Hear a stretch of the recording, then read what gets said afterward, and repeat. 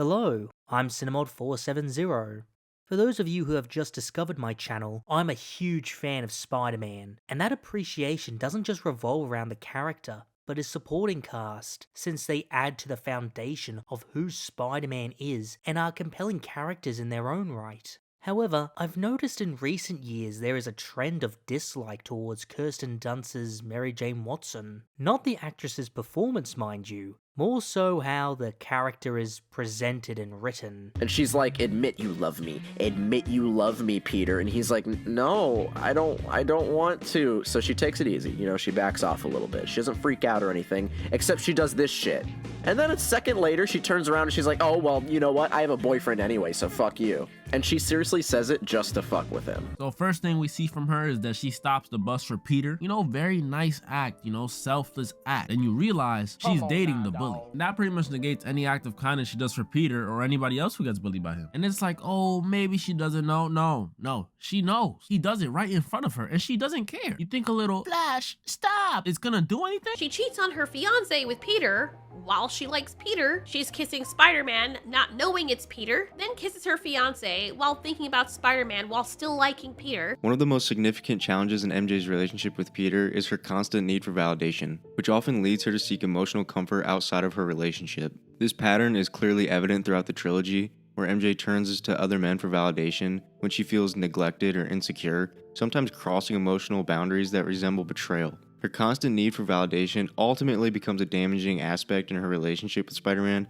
as she is unable to rely on his love alone to feel fulfilled. Not to mention that she was low-key cheating on everybody the whole 3 movies. Not even just on Peter, but on Harry and this other dude too. Remember that iconic alleyway kiss? Yeah, she had a man when she was doing that. Devious acts. Honestly, when she got kidnapped by Goblin, Peter should have said fuck it and went home. Then, after all this ends and she's not with Harry anymore, she decides that she loves Peter. And when does she tell him? At her ex-boyfriend's dad's funeral. Honestly, looking back on this, I understand why Harry went on demon timing. This kiss is iconic, but it sets up the love triangle that will plague her relationship for the rest of the trilogy. Fans sees this moment as MJ being attracted to Spider-Man's heroism, not Peter's real personality, which complicates the authenticity of her love for Peter later on. Is Mary Jane a sociopath? I don't think so. I think she's a habitual serial narcissist of the highest order, of the 10th degree. She's a siren. Siren, the beautiful, voluptuous monsters that reel you in and then break you in half. Now I find this trend strange since I don't remember being all that upset at Mary Jane's character, so I thought I'd brush off my old DVD collection of Sam Raimi's Spider-Man trilogy and take an honest look at Mary Jane. Now just a few ground rules for the analysis. I won't be judging how accurate MJ is to the source material. That's a separate topic requiring its own video, and if you want me to cover that, feel free to comment down below. What I'm mainly analysing is MJ's character in the trilogy, attempting to understand her choices during certain scenes that cause criticism, and determine whether she's the horrible person everyone thinks she is. And if you like what I do, subscribe if you haven't. It costs you nothing, but to me it means everything. Throughout Spider-Man 1, Mary Jane has 3 different love interests: Peter, Harry, and Flash. 4 if you count Spider-Man, since MJ didn't know he was Peter at the time. Nowadays, when we see anyone go through multiple failed relationships, especially in the span of a few months, a critical individual will ask, what is wrong with that person? Not out of malice, but because they are the constant variable in those relationships. However, since the movie is mainly from Peter's perspective, most of what we know about Mary Jane comes from their interactions. And I think an unintended consequence of this is that when discussing MJ, a lot of people omit the other characters in her life and how their actions affect her behavior. Starting with MJ's parents, we get 2 scenes where Peter witnesses Mary Jane being verbally abused by her father, where he calls her trash and gets into a shouting match with her mother. And this abuse causes MJ to have a low sense of self-worth and self-esteem while seeking out validation from other people, which could explain why she dated her first boyfriend, Flash. Flash is the typical jock bully, constantly picks on the little guy and is quick to violence. And MJ clearly doesn't like how he treats other people or her, but doesn't break up with him till graduation. Now, I want to briefly go over the fight scene between Peter and Flash, because a lot of people have used this moment to prove that MJ is terrible because she doesn't stop the fight and still stayed with Flash afterwards. First of all, how exactly is 5'5" Mary Jane going to physically stop 6'5" Flash? And secondly, the likely reason why MJ stays with Flash is that people who suffer trauma from abusive parents can lead to them having relationships with people with similar patterns. Though, interestingly enough, MJ does break up with Flash a little bit after her heart-to-heart with Peter, which I'll expand on later. After MJ and Flash break up, Harry shoots his shot and they start dating. Though Harry is an improvement compared to Flash, MJ has to change how she presents herself to meet his standards. The earliest example of this is when MJ tries to hide the fact that she's working as a waitress to gain a steady income while she goes to auditions because she's afraid of Harry thinking less of her. And before the Green Goblins attack, Harry comments that he wanted MJ to wear a black dress as opposed to the red one she's wearing because Norman likes black. After this exchange, MJ clearly resents what Harry said but doesn't call him out on it, much like her previous relationship with Flash.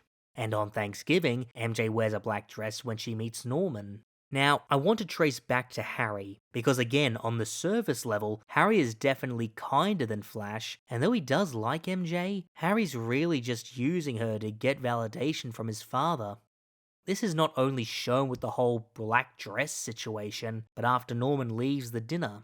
Harry tries to get Norman to stay because he wanted him to meet MJ, and Norman scolds Harry for dating her because he views MJ as a gold digger, while Harry doesn't do much to defend her. And when MJ does call Harry out, all he cares about is whether he'll achieve the same success as Norman and tells MJ to shut up. Harry Osborn. After Thanksgiving, their relationship is basically over, especially since MJ becomes attracted to Spider-Man and later catches feelings for Peter.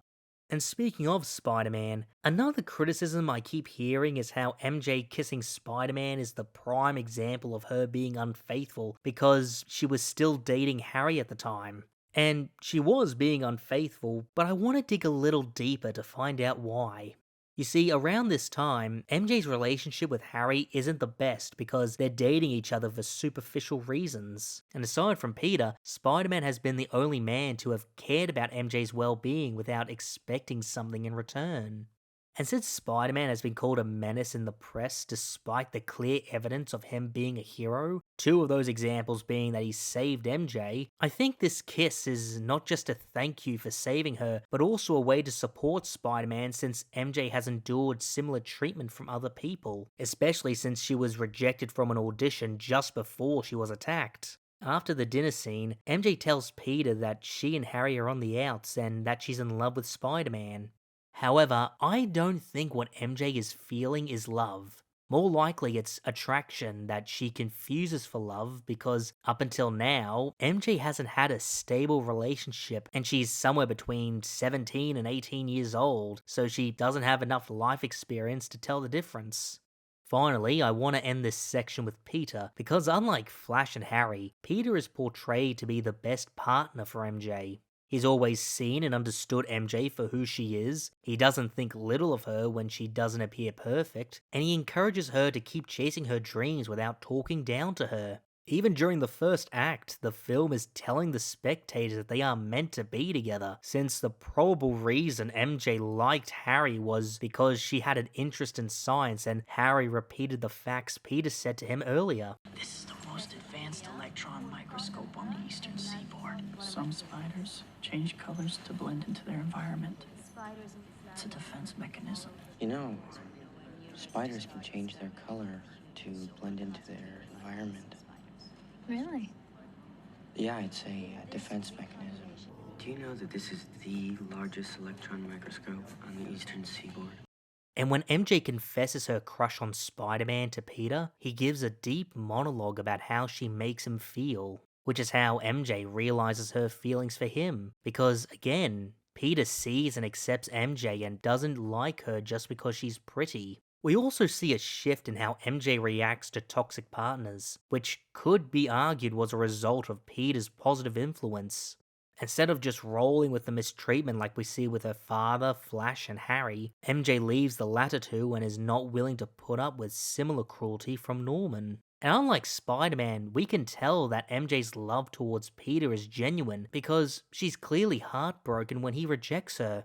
Also, just to be clear, MJ didn't confess her feelings during Norman's funeral, it was after it was over and Harry had left. With Spider-Man 2, the criticism with Mary Jane is how she bounces between Peter and John and causes the both of them grief.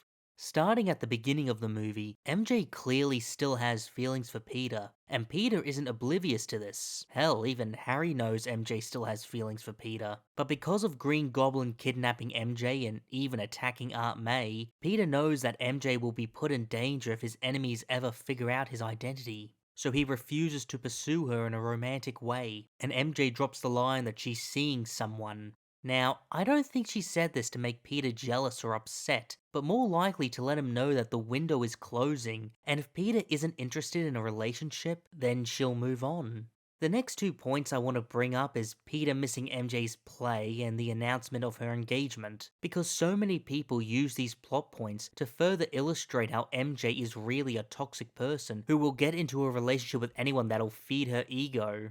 However, the reason MJ is so upset with Peter is because she still loves him, and it hurts her when she thinks he doesn't reciprocate those feelings. I don't know you.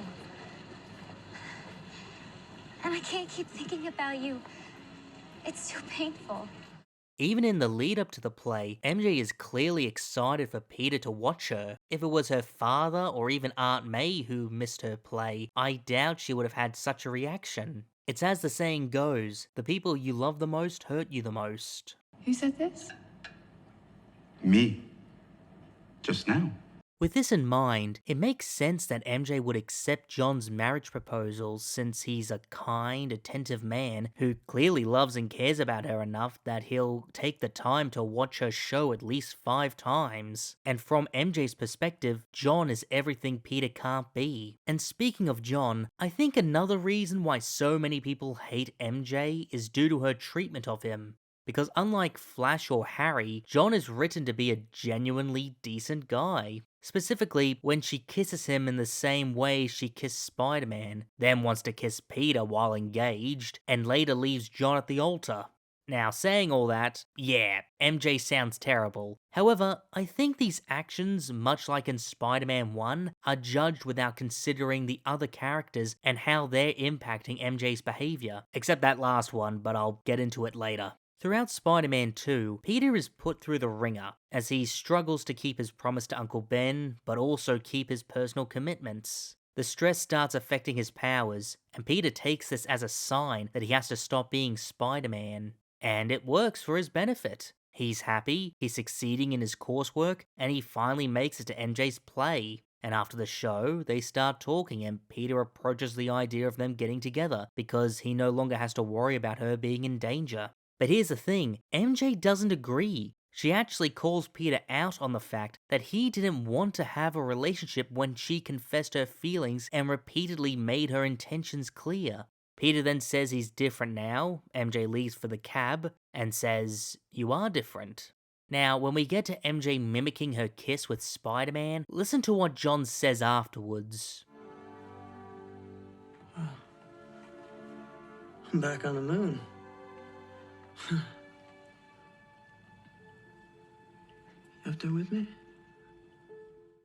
Though MJ likes John, she doesn't have the same passion for him that he has for her. So I think the primary purpose for the kiss is for MJ to see if the feelings she's had before can be found in another man. And when she meets Peter afterwards, MJ says that she thought about their conversation, but Peter stops her because in between those scenes, he had realized that he needs to become Spider-Man again and give up MJ for the greater good. So he says he made a mistake the other night and that he doesn't love her. As for why MJ presses him for a kiss, one reason is likely due to her being given mixed messages for 2 movies, and the kiss will confirm if Peter's lying about not loving her. Now, I understand that if Mary Jane is going to give her life to John, she should go in without any second guesses. But the act of kissing another man while engaged to see if he loves her is the definition of cheating. What if they kissed and MJ changes her mind and goes through with the wedding? If John finds out that she kissed another man because MJ didn't have the same passion as he did, I doubt John will take it lightly. So, yeah, not a good move on MJ's part. However, what if we look at Mary Jane's aforementioned scenes with the added context that she suspects that Peter is Spider-Man? Because at the end of Spider-Man 1, after MJ kissed Peter and he walked away, she has a look of realization, suggesting that she thinks Peter could be Spider-Man, whether because she recognized the kiss or it elicited similar feelings. She even confirmed she suspected Peter was Spider-Man at the end of this movie. Granted, she could have also suspected his identity after witnessing him do a double backflip and punching Flash into next week, but let's assume it was the kiss that gave him away. This context explains why MJ wanted to kiss John this way, because she wanted to see if she'd have the same reaction. And it's a better explanation as to why she wanted to kiss Peter, to not only confirm that he did love her, but that he's Spider-Man, which would explain his flaky behavior throughout the film. At the third act of the film, after Doc Ock is defeated, MJ knows without a doubt that Peter is Spider-Man, and they finally have an honest conversation. Though they do love each other, Peter knows that if they are together, MJ will be put in danger. Hell, MJ even got kidnapped in this movie just because of her connection to Peter, not Spider-Man. But when MJ knows the truth, she doesn't want to live half a life. She wants to be happy with Peter and accepts the challenges that come with it. All that being considered, I understand that even in happy relationships, people can still feel unfulfilled. But leaving John at the altar was a real dick move. Because unlike breaking up with Flash on graduation, John has consistently been portrayed to be a decent guy, so the spectators can't help but take his side. What could have made the separation better is that instead of MJ running to Peter on her wedding day, she has an honest conversation with John before the wedding about how she doesn't have the same amount of passion he does in their relationship, and it would be better for both of them not to waste their lives in an unfulfilling marriage. It probably wouldn't be a clean breakup, but it would be a whole lot less humiliating than being left at the altar.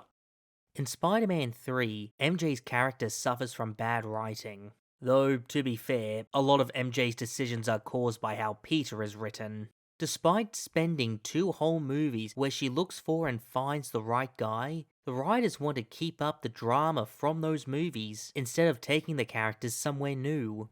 And because Spider-Man 3 is the last we see of Mary Jane, it becomes the lens that the spectators view her throughout the entire trilogy. When the movie starts, both Peter and MJ are happily in love and have successful careers. However, after MJ's recent show, she is criticized for her singing, which causes her to think of her father's abuse, and comes to Peter to vent her frustrations. Now, this scene is often used to compare MJ to the likes of Amber from Invincible or Iris from The Flash, because she's framing her personal problems above that of a superhero's. However, once again, there's a lot of context being ignored in this scene. At this time of the film, it's addressed that crime is at an all-time low, and the only supervillain that's appeared is Harry, but he gets amnesia and MJ doesn't know about his fight with Peter. Plus, with the crime rate decreased and the public liking Spider-Man, Peter's challenges that have come with his superhero identity have lessened. So MJ in this moment doesn't want attention or think that her problems outweigh Peter's. She just wants her boyfriend to listen to her. Unfortunately, there's a crisis and Peter has to go, illustrating that their relationship is going to have problems because though MJ doesn't complain about it, Peter will have to put other people before her when she needs him. And it turns out that it wasn't just one critic that didn't like her, it was multiple, and she was fired from the show. So when MJ watches people cheer for her boyfriend, she's naturally going to become a little jealous. Now, my problem with this narrative thread is that it isn't given time to be explored throughout the film because it's tangled with so many other threads. And I would have found it interesting if they expanded on the challenges of dating a superhero. Maybe draw inspiration from couples who have a partner in the military, police, or fire department. But because it doesn't get expanded, MJ appears selfish. Now moving on to the next issue, the Gwen Stacy kiss. Honestly, this whole thing is Peter's fault and makes him appear rather hypocritical, because he spent the last 2 movies depressed at the fact that the love of his life was with other men. So it feels really ridiculous that Peter wouldn't realize MJ would be livid seeing him kiss another woman. And after their fight, MJ is willing to set aside her anger with Peter after she finds out that Uncle Ben's killer was never caught, and wants to make sure that he's okay, but instead Peter pushes her away. So yeah, point to Mary Jane. As for Mary Jane's kiss with Harry, I don't think she intended for it to happen and was just swept up in the moment. With Peter pushing MJ away while dealing with Sandman, she wants to be with a friend. And before she meets with Harry, MJ tells him about losing her job at the play and doesn't tell Peter. The likely reason being she doesn't want to disappoint him when he's done nothing but sing her praises. However, this is another example of MJ being unfaithful, and does show a pattern of infidelity when she's having problems with a relationship. But unlike those other times, after MJ kisses Harry, she's aware that she made a mistake and immediately leaves. In fact, when MJ got home, she looked like she was about to call Peter after she heard his message saying he was sorry for pushing her away. And considering her character's previous actions, it shows some real maturity and development. Only for it to go out the window when Harry forces her to break up with Peter. I want to cap off this section with the breakup because this is constantly clipped to show MJ being a terrible girlfriend. But the reason she broke up with him is because Harry threatened Peter's life.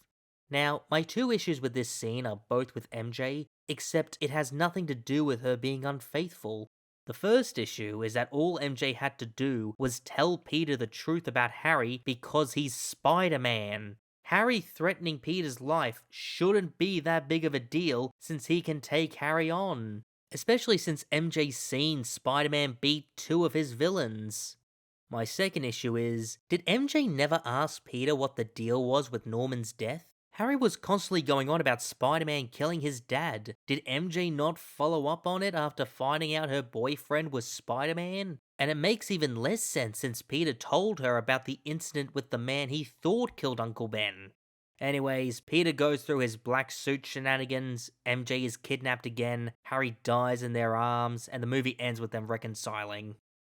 I feel like Spider-Man 1 is the better version of MJ, because though she goes through multiple relationships, her behavior can be explained by her troubled home life, immaturity, and not having a good sense of self-worth. And the film takes the time to show the audience that Peter and MJ are meant to be together, but are kept apart because Peter values his responsibilities. With Spider-Man 2, we get to see MJ in a happy relationship, but unfortunately, it isn't a passionate one. And if the relationship with John was handled with more nuance, this could have been better illustrated. And though the scene of MJ leaving John at the altar is shot to be this happy, freeing moment, because John is a decent guy, it unintentionally comes off as toxic. With Spider-Man 3, MJ is experiencing a happy and passionate relationship, but is struggling with the challenges of dating a superhero. And if the film wasn't as full, they could have explored it more. And because the writers keep manufacturing drama between MJ and Peter while solidifying the pattern of infidelity, we don't see MJ overcome these challenges, and the spectators view her as a toxic girlfriend.